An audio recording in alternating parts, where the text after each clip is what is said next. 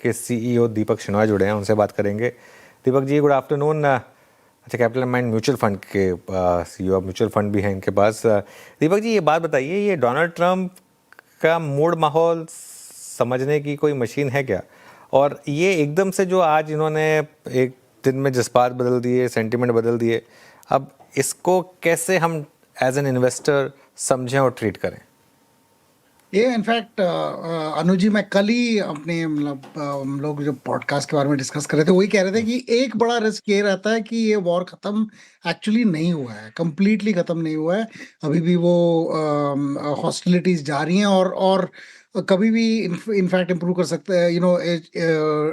एक तरह से वॉर फिर से वापस आ सकता है और फिर से अपने हमारे सारे जो प्लान्स जो बने हैं उनको चेंज कर सकता है। तो आई थिंक वो आप चाहे इस वॉर को ले लीजिए या चाहे पूरी ट्रम्प के जब उन्होंने स्टार्ट किया तब से अब का देख लीजिए। अब एक तो आप उनको ट्रस्ट नहीं कर सकते कि वो कुछ भी कहेंगे और अगले दिन वही चीज को उल्टा नहीं करेंगे, इसका कोई मतलब गारंटी नहीं है। तो उनको आप जो भी कहें, चाहे वो कहें कि वॉर आज शुरू हुआ है या फिर वॉर आज खत्म हुआ है, आप उनको ट्रस्ट नहीं कर सकते। तो इसका मतलब ये है कि ये जो वॉलेटिलिटी रहेगी, वो जो कुछ कहेंगे और कुछ वॉर फिर से चल पड़ेगा या फिर वॉर नहीं तो कुछ और, कल को क्यूबा आ जाएगा, फिर ग्रीनलैंड आ जाएगा, फिर कुछ और आ जाएगा। आई थिंक ये होता रहेगा नेक्स्ट 2-3 इयर्स के लिए, कि जब तक कि ये लोग कि ट्रम्प रिमेन्स प्रेसिडेंट, उसको कोई आई थिंक ही डर, उनको कोई ये नहीं है, डर नहीं है कि कोई उनको अकाउंटेबल रखेगा। तो आई थिंक वो जिस तरह से बिहेव कर रहे हैं वो उसी तरह से बिहेव करेंगे। हमें ये करना है कि हम उनको हम उनके कहने पे और या उनके कोई स्टेटमेंट पे कभी भी लॉन्ग टर्म प्लान्स ना करें। इनफैक्ट शॉर्ट टर्म प्लान्स भी ना करें तो अच्छा है। लेकिन आई थिंक एक चीज जरूर हो गई है कि हमें अब as India we have to change the view कि आप जो क्रूड ऑयल पे डिपेंडेंसी है उसको कम कीजिए।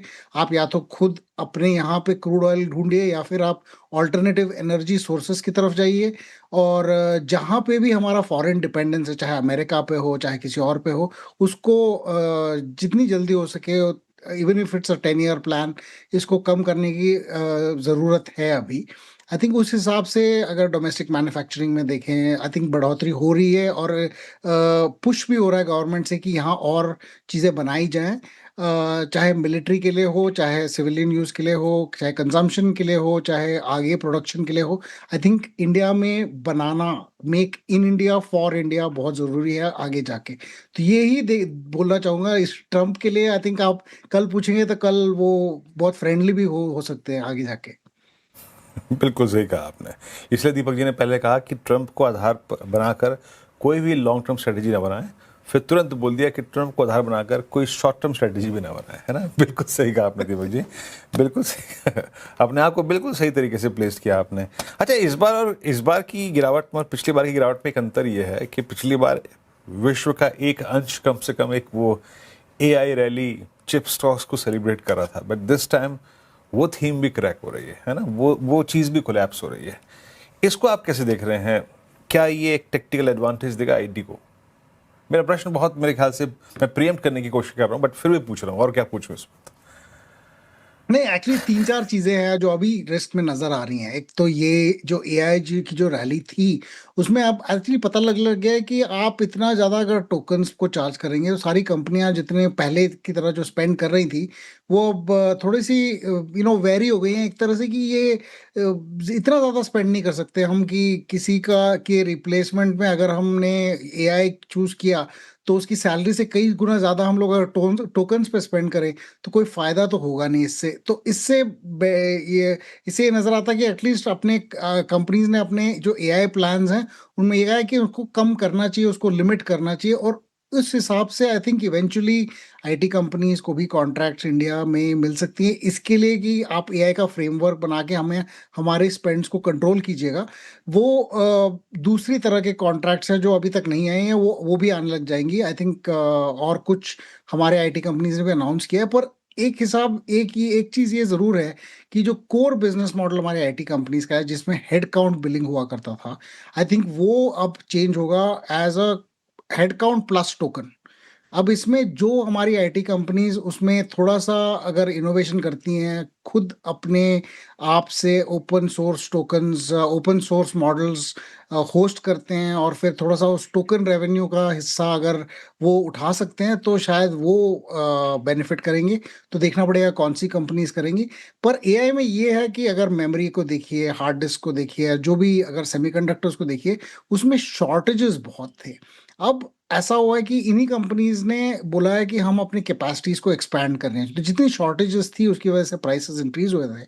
उसका आई थिंक उल्टा साइड आ रहा है कि सप्लाईज आगे जाके इंक्रीज होंगी और उनका जो प्रॉफिट मार्जिन है इतना ज़्यादा नहीं रहेगा क्योंकि प्राइसेस भी कम करने पड़ेंगे उनको जैसे जैसे और सप्लाई आता जाए। ये किसी भी शॉर्ट सप्लाई वाली मार्केट में, चाहे आप अनियंस को देख लें, अगर प्याज को देख लें, इंडिया में एक साल 100 रुपए का भाव होता है केजी और अगले साल हर कोई फार्मर अपने यहाँ पे प्याज ग्रो करने लग जाता है और फिर उसके बाद नेक्स्ट ईयर 1 रुपए का दाम भी नहीं रहता क्योंकि ओवर सप्लाई हो जाता है। तो ये जो ओवर सप्लाई का चांस है और या फिर ट्रेंड है, वो अभी आई थिंक स्टार्ट हो रहा है। इसी की वजह से वो वहाँ पे भी करेक्शंस हो रहे हैं। तो उस हिसाब से वो रिस्क जो एआई में था कि ये कंपनीज बहुत ज़्यादा वैल्यूड हैं, क्या ये हमेशा इस वैल्यूएशन पे रहेंगी, वो आई थिंक नज़र आने लग गया है कि शायद नहीं। और अगर ये जो एंटायर जो एआई का जो डेटा सेंटर या फिर आप चिप्स या जो भी आप अगर कि इस इकोसिस्टम को देखें, इसमें काफ़ी डेट और प्राइवेट क्रेडिट भी है। जहाँ लोगों ने प्राइवेट क्रेडिट से लोन्स लेके डेटा सेंटर्स बनाए हैं, चिप्स खरीदे हैं, उसको रेंट पे देने का उनका बिजनेस प्लान है। वो भी शायद अगर इम्पैक्ट हो जाए तो इम्पैक्ट इसका और ज़्यादा एआई से बाहर लेवरेज यूनिवर्स तक भी जा सकता है, बैंक्स और प्राइवेट क्रेडिट पे भी जा सकता है। तो वो एक डाउनस्ट्रीम इम्पैक्ट होगा अगर एआई बबल भी बर्स्ट होता है। तो ये आई थिंक ये 2 चीज़ें इम्पोर्टेंट है और ती 2 और चीज़ें मैं कहूँ देख लीजिए ज़रा गौर से। यूएस और जापानीज़ येन का जो एक्सचेंज रेट है, वो अब 19 आई थिंक 95 या 85 के मुकाबले आई थिंक सेम है, वापस ऊपर आ चुका है। येन अबाउट आई मीन ये डॉलर वर्सेस येन 162 तक पहुंच गया है। और जापान के जो 30 ईयर और 10 ईयर बॉन्ड्स हैं वो भी ऑलमोस्ट ऑल टाइम हाइस पे है या फिर आई मीन एटलीस्ट 30-40 ईयर हाइस पे हैं। तो ये दोनों चीज़ें भी डेट यूनिवर्स को अलग तरीके से इम्पैक्ट कर सकती है। तो कल कई रिस्क फैक्टर्स हैं वॉर के अलावा जो ऑलरेडी नज़र आ रही है मार्केट में। Okay Deepak ji, good afternoon. काफ़ी डिटेल्ड आंसर हमने समझ लिया आईटीएआई और वॉर इम्पैक्ट रिलेटेड, लेकिन बड़ा सवाल कि अब इस मार्केट में क्या करें। फिर से रिस्क ओपन हो गया है वॉर का, तो अब करना क्या चाहे सबके जहन में अब यही सवाल होगा। क्या बेटर काउंटर ऑफ स्टॉक्स में फिर से वक्त आ चुका है, अपॉर्चुनिटी समझे फिर से इस करेक्शन को जहाँ पैसे लगाए जा सकते हैं। थोड़ा स्टॉक स्पेसिफिक तो नहीं हो पाएंगे आप, स्पेस स्पेसिफिक अगर हो पाए तो कौन से स्पेस में अब मौके बन रहे हैं? सो आई थिंक ये जो मैंने पहले कहा कि इंडिया की का जो फोकस है डोमेस्टिक मैन्युफैक्चरिंग पे ज़्यादा रहेगा। आई थिंक आगे जाके यहाँ पे सबसे बड़ी अपॉर्चुनिटी है कि जहाँ पे आप डोमेस्टिक, आप लार्जली जो इंपोर्ट करते हो, अगर आप खुद यहाँ मैन्युफैक्चर कर सकते हो उस कंपनीज और उनके डाउनस्ट्रीम कंपनीज में। इनमें एक चीज़ तो ऑलरेडी बहुत सालों से है जो ऑटो है। अगर आप देखिए इंडिया में auto one of the few countries जो अपनी खुद की व्हीकल्स बनाती हैं और यहाँ पे रिलेटिवली उनको ज़्यादा आई थिंक फोकस दिया जाएगा क्योंकि वो अब डिफेंस के लिए भी व्हीकल्स बना सकते हैं और कुछ और तरीके से ऑटोमोटिव इक्विपमेंट ईवी और इनके भी यहाँ से दे कैन इम्प्रूव जो इंडियन कंपनीज हैं। तो वो आई थिंक वो एक सेक्टर है, auto ancillaries, domestic manufacturing, production, defence. ये सारी जो चीज़ें 5 ईयर 10 ईयर का इनका long term I think economic growth objective है। यहाँ पे वैल्यूएशंस का ध्यान रखना पड़ेगा। आप अगर ओवर पे करोगे तो वहाँ भी प्रॉब्लम हो सकता है कि आप ओवर पे कीजिए और ग्रोथ आ भी जाए और उसका वैल्यूएशन पी के हिसाब से कम हो जाए तो आपका कोई रिटर्न नहीं आएगा। लेकिन ये सारी सेक्टर्स आई थिंक थोड़े से काफ़ी स्ट्रांग हैं। दूसरा, अगर आप अभी तो हमें पता नहीं वर्ल्ड ऑर्डर के बारे में किस तरह से चेंज होगा, लेकिन हमारे जो काफ़ी टेक्सटाइल एक्सपोर्ट्स थे वो बहुत टाइम तक I think kind of limited थे कुछ नॉन टैरिफ बैरियर्स की वजह से, मोस्टली फ्रॉम यूरोप। और वो हटाए जा रहे हैं और शायद वो भी एक सेक्टर इम्प्रूव हो सकता है। अगर गैस की अवेलेबिलिटी वापस आ जाए, अब पता नहीं है उस वॉर के रीसर्जेंस से क्या होगा, पर अगर वॉर के के बाद भी अगर हमारे ऑयल सप्लाईज और गैस सप्लाईज वापस आ जाए, तो थोड़े से जो सेक्टर्स थे जैसे टाइल, सैनिटरी वेयर वगैरह, वहाँ पे भी I think temporary relief can come back, because demand है वहाँ पे, बस सप्लाई का प्रॉब्लम है। तो ये सारी सेक्टर्स आई थिंक अच्छा करेंगी। FMCG, domestic consumption, FMCG specifically I think पहले जो नंबर्स आए हैं इस क्वार्टर के वो उतने अच्छे नहीं हैं, सो देखना पड़ेगा नंबर्स देख के। और आईटी में आई थिंक और थोड़ा टाइम है रिकवरी में, सो लेकिन आई थिंक यहाँ पे आपको एक तो कमेंट्री देखनी पड़ेगी, कल या परसों पहला रिजल्ट आएगा, उसके बाद जो कमेंट्री आएगी और बाकी जो सारी कंपनीज बोलेंगी, उस हिसाब से हमें पता चलेगा कि ऑर्डर्स वापस आने लगे हैं कि नहीं। काफ़ी टाइम तक ऑर्डर रिस्ट्रिक्शंस थे, लोग डर रहे थे वॉर या टैरिफ्स या फिर कि एआई का क्या होगा, but I think early signs हैं कि कुछ ऑर्डर्स आने लगे हैं। लेकिन हमें मैनेजमेंट के कमेंट्री देख के, मैनेजमेंट कमेंट्री देख के हमें ये करना पड़ेगा आईटी वापस एटलीस्ट 10-12% ग्रोथ पे आएगी कि नहीं। उस तरह से वो काफ़ी चीप हो गई हैं, पर आई थिंक वेट करके इस रिजल्ट्स के बाद उनका देखना अच्छा होगा। आई ओके। थिंक इस मार्केट में ये शॉर्ट टर्म गेन्स के लिए तो मैं कुछ नहीं कह सकता, वो तो मोस्टली ट्रेडिंग और प्राइस मोमेंटम से ही पता चलेगा।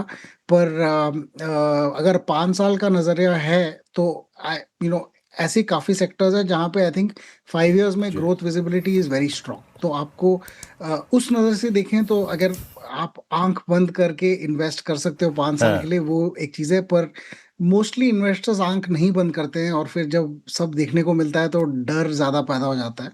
तो हिसाब से जी। मैं यही कहूँगा कि आप टाइम के हिसाब से इन्वेस्ट करें, ये नहीं कि अभी सारा इन्वेस्ट करो। आप यू कैन डू एक तरह से एसआईपी ऑफ सॉर्ट्स, अगर आप फंड्स में कर रहे हो, फंड्स में, आप स्टॉक्स में कर रहे हो तो स्टॉक्स में over a period of time, ताकि आपको वॉलेटिलिटी ऊपर और नीचे आप दोनों में पार्टिसिपेट करें। ओके दीपक जी, बहुत बहुत शुक्रिया, आप इस कार्यक्रम में शामिल हुए, सभी सेक्टर्स पे अपनी राय रखी आपने, और चलते हैं अब रणनीति की